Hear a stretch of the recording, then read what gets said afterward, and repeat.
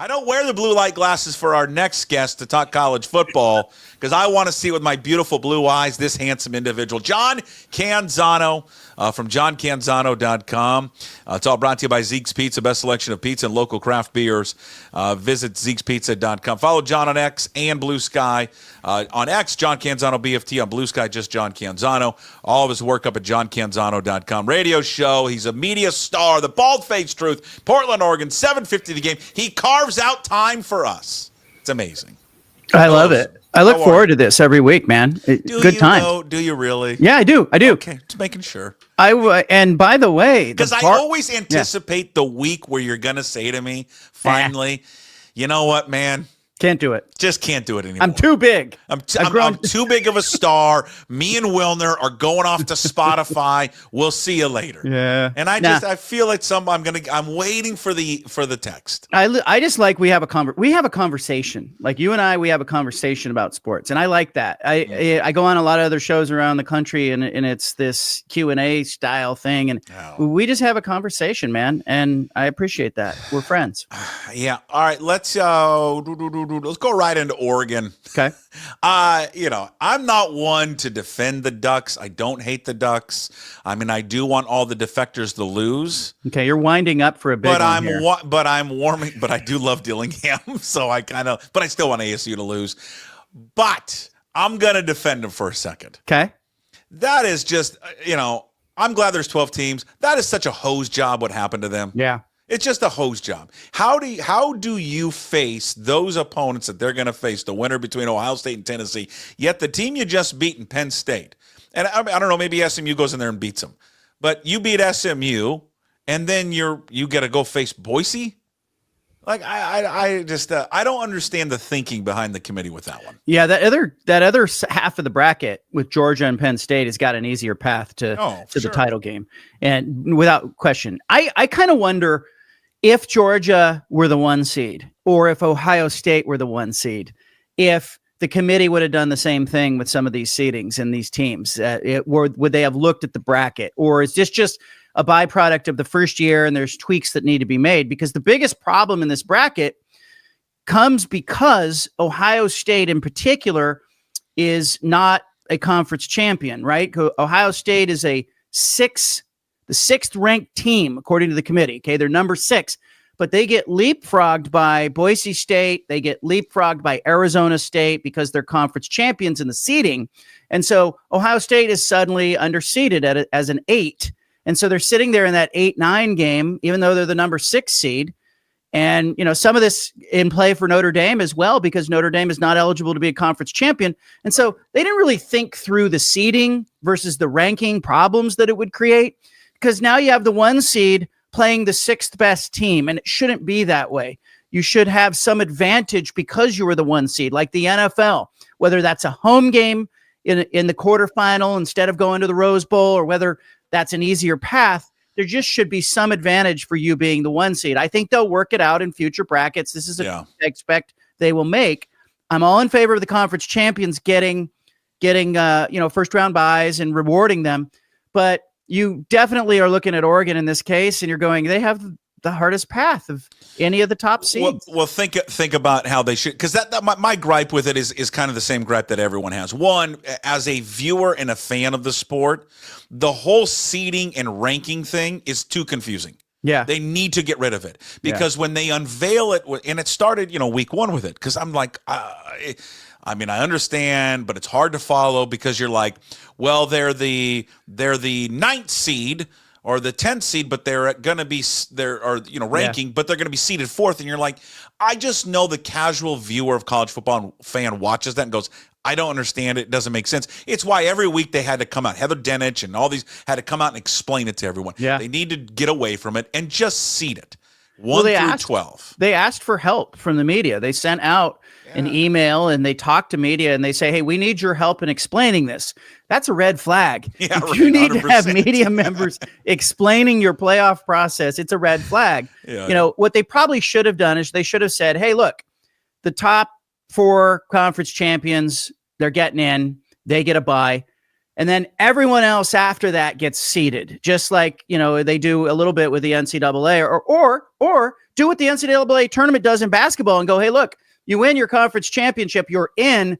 Then you turn to the committee and go, seed all of these teams. Right. And seed them 1 to 12, because that would have resulted in Ohio State at 6. Oregon would have been, you get a bye, and then you're not playing the winner of Ohio State, Tennessee, certainly if you're the Ducks. I thought Dan Lanning handled it well. He's like, we got to be the best. You got to beat the best, and not going to make an excuse, not going to create a problem with it. But definitely an issue where, you're going to get a 24-day rest. There could be some rust involved. And then you're getting the winner of Tennessee and Ohio State. And that is not an easier path than the other conference champions. Well, and then you look at it right now. If they were to do it just based on seeding, so you got Oregon, Georgia, Texas, and Penn State are the top 4. They would have byes. I mean, think of this first round matchup that you would have, right? Notre Dame's the 5th seed. They would face Arizona State, the 5-12 matchup. I love that. The 6-11 would be Ohio State and Alabama. Yeah. The 7-10 would be Tennessee and SMU, 8-9 Indiana and Boise State. Yeah. And I just, and they can make changes, right? They're not married to this. Correct? Oh, they're going to make changes. And the Big Ten and the SEC contend that they have the ability to make the changes to the format, that they ultimately are the gatekeepers on the format. We'll see how that works out. But they've got an awful lot of clout in the room. SEC is not happy that Alabama didn't get in, but you lose 3 games in your conference, 25% of your games in your season. Nobody wants to see you play anymore. You're not a contender. So they're out. It's nice to see some new faces, SMU, Boise State, Arizona State in this bracket and contending. That's going to be fun. I had one university president tell me that they're rooting for everybody but the Big Ten and the SEC, because an outlier getting to the title game would mean something to the rest of college football, to the ACC and the Big 12, and certainly the Pac-12 and Mountain West and American. So I think there's a lot of interest and intrigue. Ashton Genty's going to be a handful for whoever draws Boise State. But when the bracket came out, I looked at Georgia and I went, nobody's smiling bigger than Georgia, because they don't have to beat what Oregon has to beat to get to the title game. Right. Yeah, if you look at them, and especially what they get, in the Sugar Bowl, right? They go to the Sugar Bowl. They don't got to travel far. Again, you're going to Louisiana, you're going to New Orleans to face Notre Dame or Indiana, and then you win, and then look at who you have, Penn State, SMU, Boise State there, and going to the Orange Bowl. You brought up Georgia. I want to go there. I want to play. Where's that Kirby Smart sound? Kirby Smart. I love him to death. My neighbor went to school with him, so she knows him. Her brother was good friends with him. She tells me great stories about Kirby Smart. I'd love to have a beer with Kirby Smart. But what is he talking about? This was the post game of the SEC championship game. Round bye, what does that mean to you? I didn't hear you. You get the first round bye. What does that mean for you? Well, it means rest for a team that Greg Sankey and his staff sit on the road all year long. We get to take a little bit of break and get ready for college football. Look at Sankey right there. Needs some rest mentally. Need a little time. And for people who know, Greg Sankey's the old guy there. So he was bitching and moaning about the schedule. 8 of their 13 games were in the state of Georgia. What is he talking about? Is he just talking about because he made him go to Austin and made him go to Tuscaloosa? Is that what he's talking about? That's exactly what he's talking about. They had to go on the road to play those tough games. And all coaches are doing this. It's us against the world, and chip on my shoulder. They're always looking for something for the bulletin board and for their teams. But to call Greg Sankey and the SEC out with Greg Sankey standing 5 feet away, you're talking about the guy while the guy is standing over there. That was a little awkward. Now Sankey's going to send him to Fairbanks, Alaska to play Vanderbilt next year if he has his way. But look, Georgia is.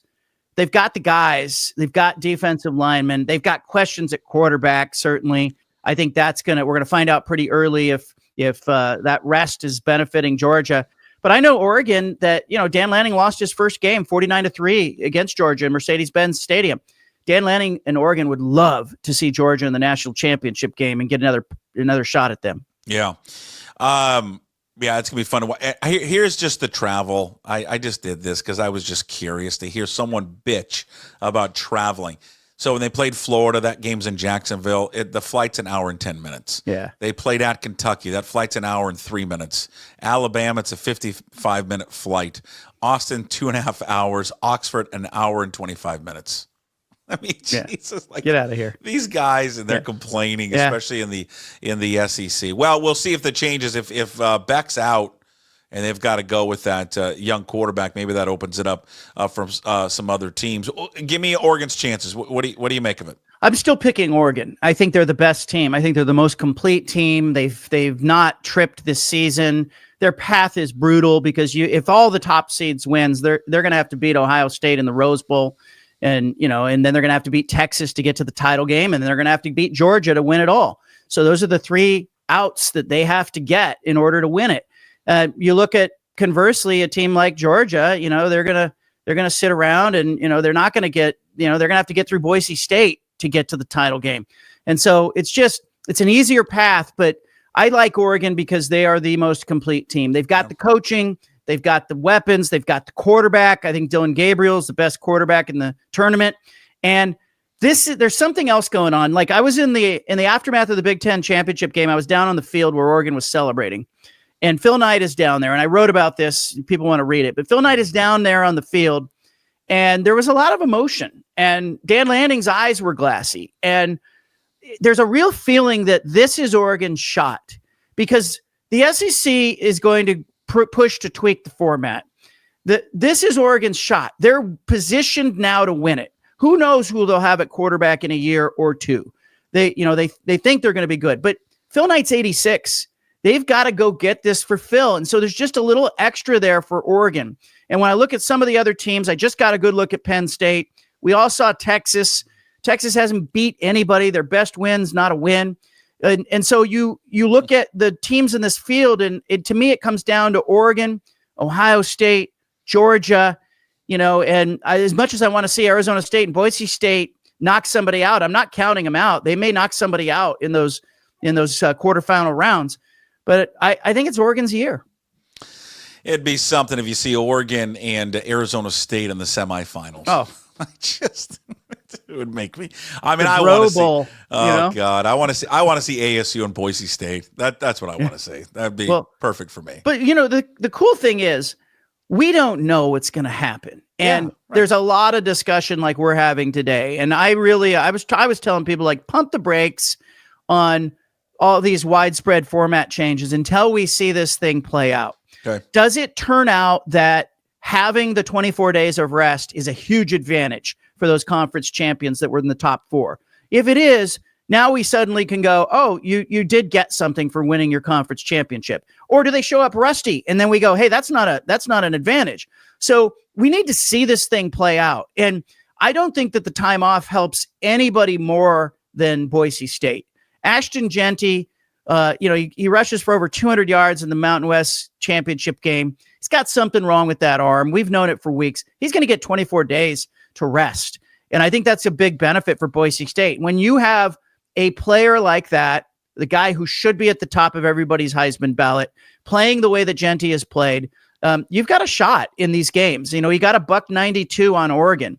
He's the reason they were in that game. And Boise left Autzen Stadium that night feeling like they should have beat Oregon. Mm-hmm. So let's not count anybody out, and let's not change the format yet, but it's good to talk about this stuff. Here's just, besides the seeding and going with the rankings 1 through 12, what I'd like to see change. And I know this is never going to happen because there's too much money involved and the heritage of the bowl games. The other thing I don't like is I don't like these teams that get to play in the first round.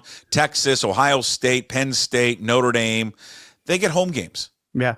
But yet Oregon and Arizona State and Boise, Georgia, they don't get a home game.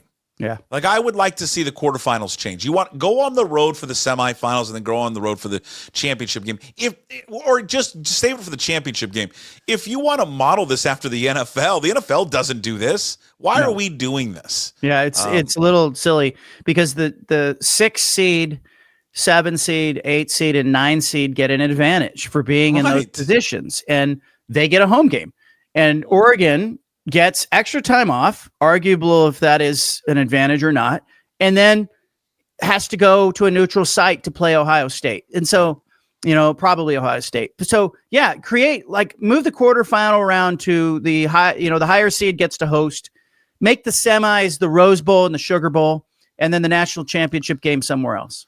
Sure, and to think about this one. I mean, ASU, let's say Clemson knocks off Texas. Then all of a sudden, Arizona State, the higher seed, against the last team that gets in, is at a massive disadvantage because they're playing the Peach Bowl in Georgia. It's going to be 90% Clemson fans. Yeah, there's just some wonky things going on there. I think it was caused by the fact that, they interlocked the concept of seeding and ranking. Yeah. And they shouldn't have. Like, ranking is one thing, seeding is another.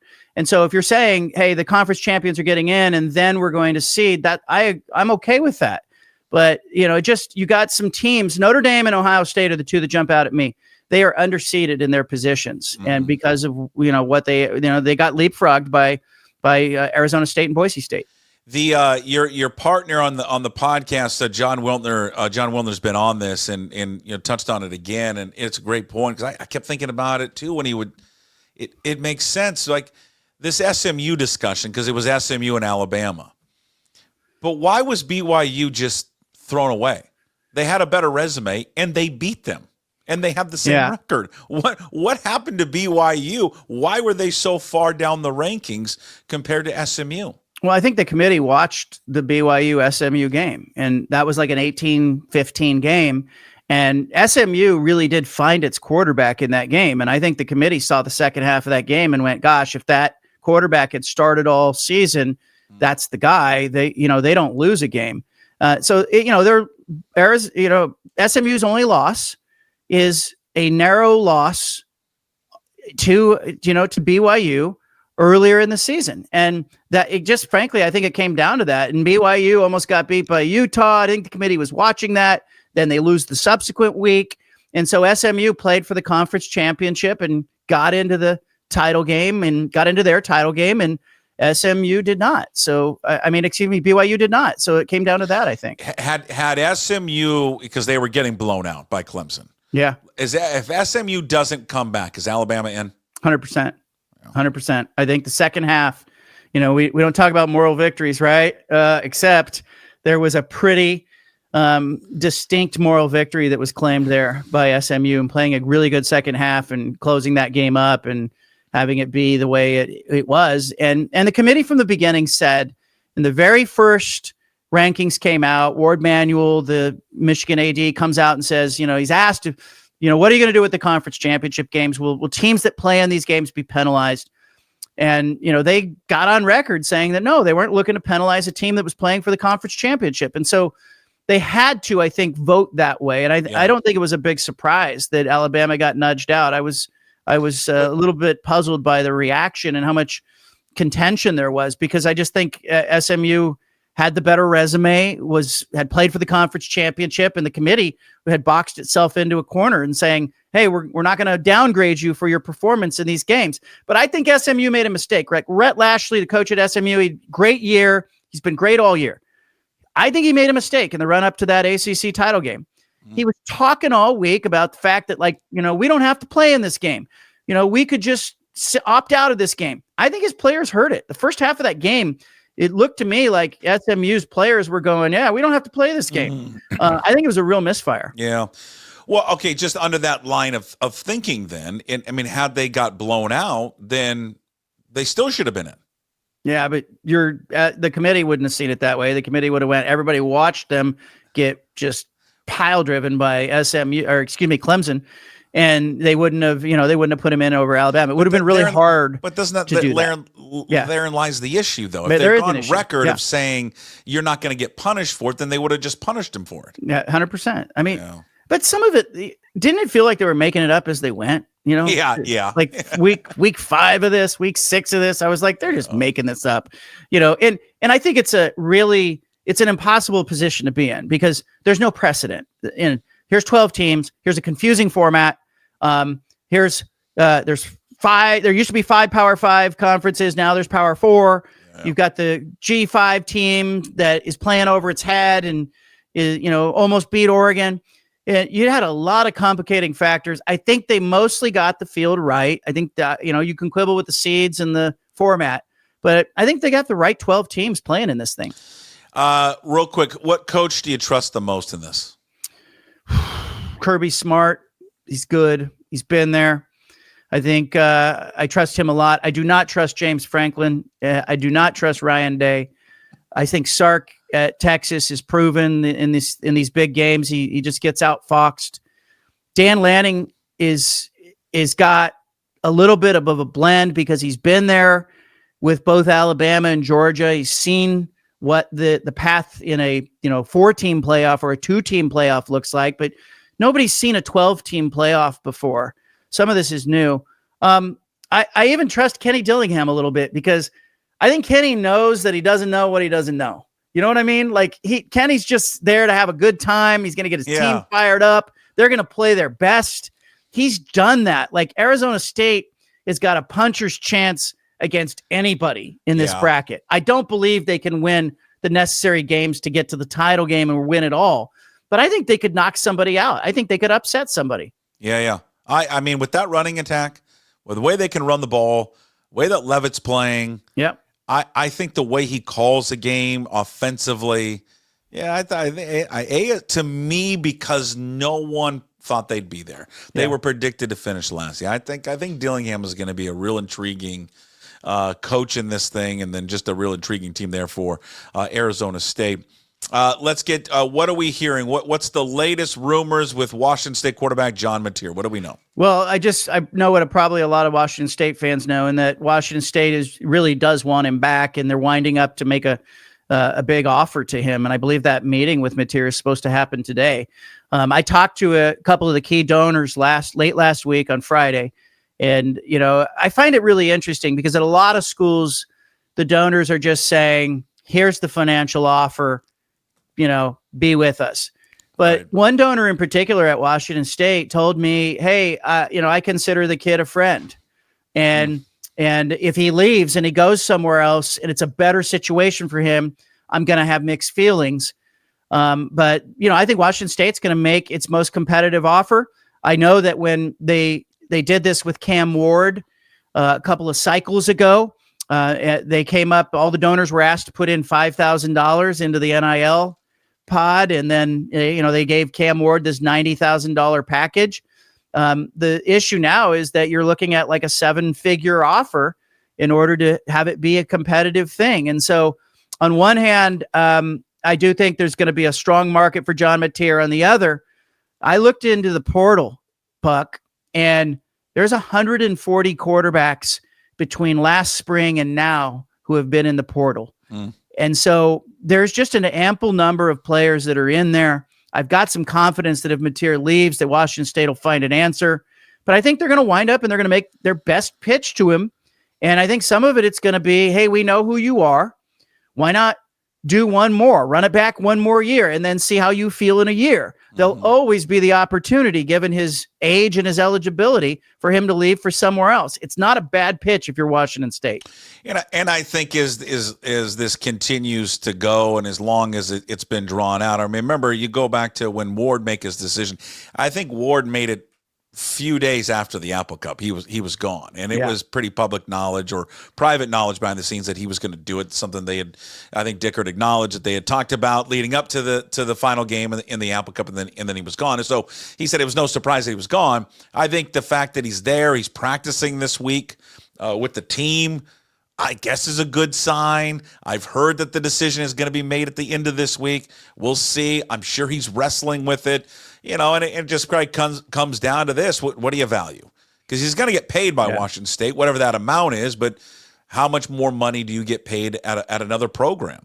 And is now the time for him to transfer, given kind of the way that, or is it better for him to play one more year at Washington State and then, explore the portal in a more serious way? But I don't think you're wrong, Puck, for looking for evidence that, he's engaged. He told me, I said, what matters to you this second recruitment that is going to happen? And he said the fact that, he had never been away from home. He's a Texas kid, grew up in the same house. He lived in one house as a kid. He said that people in Pullman welcomed him with open arms, made him feel at home, took care of him. And he said that mattered to him. we'll find out how much, and how can they get the financial number close enough to what those other numbers are to keep John Mateer in the fold. I think his coordinator leaving doesn't help, but the fact that he's still in practice, I absolutely would put that in the corner of, hey, that's a good sign. And they need a win, right? The way they stumbled at the end of the season, now you got the bowl game looming. They haven't performed well in the bowl games the last couple of years because of departures. That fan base needs a victory right now. And him agree. Coming back and announcing he's staying would be a victory. Yeah, I think you need some momentum to go off into your season, and you need something to sell, right? Wow. Because now you got a portal that's open. You're going to have a ton of players in there. And if you're Jake Dicker, there's some positions he wants to get better at. He's going to lose some guys like Wayshawn Parker, who's jumped into the portal. I also took that Wayshawn Parker thing as a positive, oddly, because it told me that, maybe the collective at Washington State knows that it has to go all in on Mateer. Yeah. And they didn't have money for Wayshawn Parker. And so I think you're going to see some money ball get played by schools like Washington State, Oregon State, Boise State in this next cycle, because they're really going to have to decide where to put their investment. And, like the Oakland A's with Billy Beane, they're going to have to, find an angle. Dylan Gabriel, Travis Hunter, Genty, Cam Ward, your Heisman finalist. Speaking of Mateer, non-biased, do you think he should have been included? I think had he finished stronger, I think it's really difficult when you're not playing the best competition down the stretch and you're losing those games. And for me, I think that's where he kind of faded. And because I think right after the Apple Cup, he was on my radar. I had him on my ballot at that point. And then as the season went on, the argument for him, like fantastic player, the argument for him started to disintegrate when Washington State lost games. And I think it's as simple as that. And I do think like the Heisman Trophy, I'm a voter, right? But the ballot had to be put in yesterday. That was the deadline. So that's too soon. Now we have this playoff. If I'm the Heisman Trust, Wilner and I were talking about this, move the thing back. Let the playoff become part of the season and part of how we judge players. Because if the ultimate goal is to get your team to the national title game and win it, the regular season isn't enough anymore. And so, I think the best player in the country, the guy who had the best year, was Ashton Genty. I don't think Boise State's where they are without him. I think you take him off that team and they're nothing like this. Like that's a 5-loss team. And so I think Genty made the biggest difference and was the best player. But unfortunately, the sports book doesn't agree. And I think Fox and the propaganda machine that's firing her out there on ESPN doesn't agree either. Yeah. Yeah, it feels like I got to bet with a buddy of mine. I got Genty. He's got Hunter. We're both adamant that we're right. Now that I'm looking at the odds at Vegas, I'm like, shit, maybe I'm wrong. I'm with you. He was the best player in college football, was Ashton Genty. Yeah, but I think the fact that they do all that odds and all that hype, and here's our Heisman watch list in week 2, I think it's all it detracts from the process because the voters are brainwashed. And the propaganda and the hype, and of course the players who play in the bigger conferences, the Power 4 conferences, are just going to get a lot more of that platform and exposure to voters. And you are just told over and over, you're a fool if you don't think Travis Hunter is the far and away the top pick. Well, I don't see it that way. I'm not revealing my whole ballot because I'm not supposed to, but I didn't see it that way in the end. I thought, wow, really nice year for Travis Hunter. Played both ways. Remarkable. Belongs there as a finalist. But he didn't have a better year than Ashton Genty. There's no way. Yeah, no. What do you make of Bronco Mendenhall going to Utah State? Good hire. Yeah. I mean, I think that's a really sneaky good hire. He'll do well there. I think for the New World Pac-12, that's a good hire. It's a good move. Shows that Utah State's investing. He's going to have success there. He's been successful everywhere that he's been. And I thought Oregon State maybe should have looked at him when they had Jonathan Smith leave. I think Bronco probably should have got an interview. But I think it's a good move for Utah State and for Bronco. Gets him back in the game. I want people, encourage people to go to your website. If you haven't subscribed to John's website, go do so. It's just you have breaking news, you got columns, you have personal stories and features like the one that you featured about Walton and Beth Smith that's up there at johncanzano.com. It's it's what makes you such a talented writer. If you can give people maybe a cliff notes of the story, and I encourage people to go subscribe and read it. Well, yeah, I mean, I tweeted out Walt and Bev Smith, 94 and 91 years old. They're readers. They're subscribers. And I got in an email exchange with Bev, a couple of years ago about, she was so excited for the season. Well, her husband, Walt, had been a school teacher and had for like 30 or 40 years taught kids and sort of poured himself into that. His vision was fading. They're in an assisted living home together, living together. And every day she would read him my column, which, I mean, come on. I mean, it gets me. Sure. I'm a small part of their day. And so she told me that what happened, every day they'd get the column and then she would get him in position and then other seniors would gather around and she'd read what I wrote that day. And so I wrote a column about sort of the simple stuff as it pertains to college football and how we're kind of all connected in this strange way. And, I got bad news on Friday because, he is 94 and I got a note that he had passed away on Friday. And so I just retweeted the column.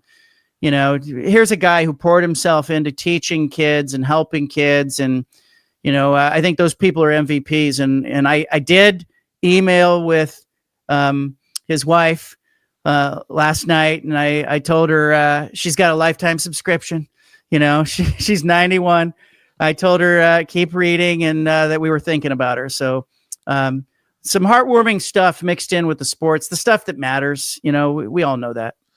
When you take a step back and you hear someone say that to you, just a private moment. Yeah. Like how does that make you feel? I mean, it's good. Look, I think we all get in this business because we love sports, but down deep, it's really about people and each other. And there's no greater feeling than being at a stadium alongside group of other people who are all rooting the same and you're all watching and sharing this experience. And so it really is a shared experience. And so the cool thing that's happened with the column, in the writing is that, the subscribers get it in their email inbox delivered every morning. They can just reply and all of a sudden we're in a conversation. Okay. And so this happens over and over. And I've got to meet so many people like, those two older people living in an assisted living home and the grocery checker down the street. And it's just, I've got to know so many people through that connection. And so when she says, she told me yesterday, she said, you are a big deal at this senior living center. And because she's reading that column every day to a group of elderly people who, in our culture, in our society, often feel alienated and forgotten. Yeah. And so for me, that's so heartwarming. It made me want to drop in there and surprise her and see how she was doing. You should go read one of your columns there one day. Yeah, well, let's do it. Let's do the show. Let's take the show live. It's great. I just, from a personal standpoint, when someone comes up to me and says, God, man, I love what you do. You just make me laugh every day or something like that. It means so much. I mean, I can't, I get so embarrassed about it at times when someone stops me and says that. And honestly, it doesn't happen much. but I'm just saying that when it does, I think anyone who gets recognized for the work they've done, but I'm in awe of it because I honestly think when I do this, and I, maybe for you as well, when you write and stuff and do the radio, I don't think anybody's watching or listening. I have this glass half empty, like, oh God, no one's going to be watching this. No one's going to listen to this. I think when you hear stuff like that, I think it causes me to take a step back and just to understand that you impact someone's day. Like, oh man, I have this job and it's terrible. I don't like it.